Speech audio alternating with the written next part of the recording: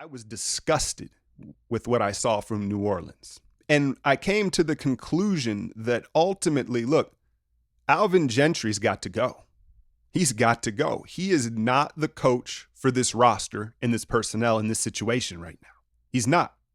And I had the advantage of going back and looking at the video and editing frame by frame for my breakdown, right? So I could really kind of back up and slow-mo and see exactly what was going on with this team. And they have no discipline, no principles. It starts at the top, man. It's that simple. Look, I've been praising Brandon Ingram all year long as most improved, and I've been just like a lot of y'all. I've been seduced by his offensive style, right? The pretty pull-ups, elongating to the rim, the hezzy handle for a 6'10 guy. But if you watch the other important aspects, the nuances of the game, he doesn't really seem to give a shit defensively. Transition defense, non-existent, doesn't communicate, turns his back to the ball. The team, it's funny, the team is selfish. Now, they're young. A lot of them are young players. They don't trust each other when it comes to help, and their communication is completely off. And I also realized, so Gentry, we know he favors offense, so they tend to go small. The only little bit of bail that I'll shoot Alvin Gentry is Favors has been a disaster. I think when they constructed this roster to try to blend the vets with these young guys, Favors was a huge part of what they were planning to do. And I know he wasn't healthy for most of the year, and he just looks completely washed. And so Favors' ineffectiveness really hurts them, I think, on the defensive end. But Gentry's natural style is to go small and favor the offense anyway. So they're usually so small out there that they have to double pretty much every paint catch. Now, the problem with that is you hear the phrase help the help. They're not helping shit. They're not on a string at all. So whenever someone from the weak side, pinches down, that other guy on the weak side doesn't rotate over to the corner at all. They just stand flat-footed.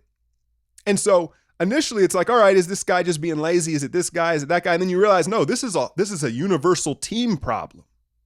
And then you got Zion, who's mad lazy out there. As impressive as he is, he's mad lazy, and hopefully that's just the weight in conditioning, right? But I don't know, man. I don't know. I've watching these phenoms. Zion is a phenom, and I'll use Shaq as the comparison right now. Not that they play this, well, they have some similarities. But when you have a guy that's super physically gifted like that, a lot of the time, the missing ingredient is discipline and work ethic, right? Like, God's not going to give someone everything. Everybody has some weak spots, some blind spots, and you would guess Zion's might be the discipline and work ethic, man, right? So you hope that's not the case. I will say this. The positive thing coming out of that was, look, he's out of shape, right? He's way too heavy, yet he's still scoring 20 points, like just waking up. He's still super efficient and effective. And I kind of realized, he doesn't necessarily need that atomic bounce and crazy elevation to even be effective, because it's really not his best attribute. His best attribute has got to be his quickness in his hands. At that size, right? His ability to change direction and his footwork and his soft hands in the paint, that's how he's getting it done. Never mind the elevation. And maybe it'd be a blessing in disguise if he doesn't use it as much, because it'd keep him healthy. But either way, look, the Pelicans, they've been the biggest disappointment in the bubble. That's without question, right? And Gentry's got to go. And look, I've got love for Gentry. He helped bring us our first ring in my lifetime, right? But sometimes some of these guys, you see it in football. It's very prevalent in football where you get a hot offensive coordinator or defensive coordinator, and they get their head coaching job, and maybe the head coaching job is just not for them. And look, Gentry, that's not to say he can't be successful maybe with a better roster, a more disciplined veteran roster. He might also be best suited as a assistant coach, a guy that can just focus on the offense and being their friends. Because for what I see with New Orleans is they need a disciplinarian.